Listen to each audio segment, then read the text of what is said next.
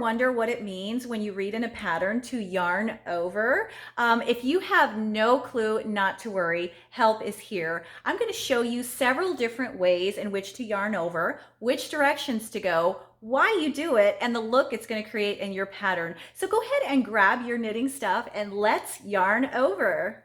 All right, so today I'm going to show you 4 different types of yarn overs.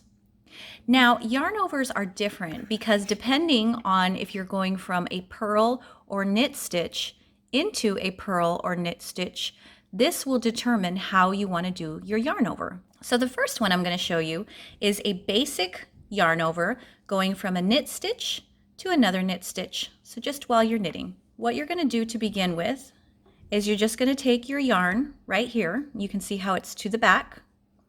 Simply just bring it to the front between those 2 needles. Okay, just like that. Now go ahead and knit your next stitch as you normally would, and then take your yarn that you brought to the front right here, bring it to the back, and knit that stitch like normal. And that right there is a yarn over between 2 knit stitches.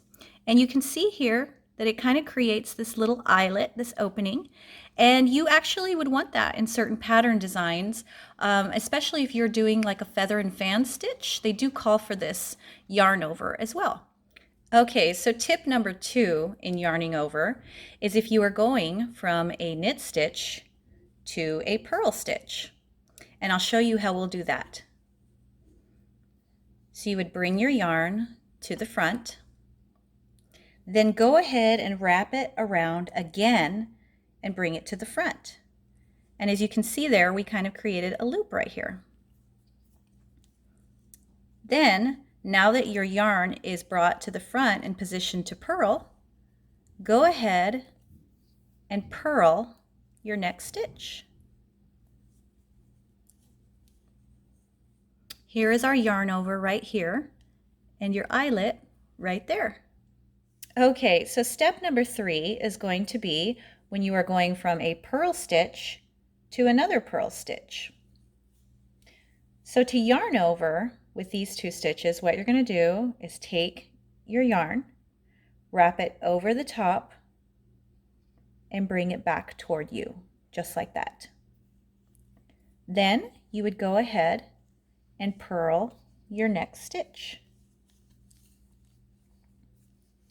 And you can see here what your yarn over looks like and your little eyelet there. Okay, so your last step here is going to be a yarn over when you are going from a purl stitch to a knit stitch. And this is what you want to do. So you want to lay it over the top, just like that. And then what you're going to do is go ahead and work your next knit stitch, and then take this yarn and just wrap it around the back and knit like you normally would. You can see what that looks like right there. And those are the 4 ways that you can yarn over. All right, so from this day forward, you will always know what it means when you see yarn over in a pattern. You'll be like, I got this.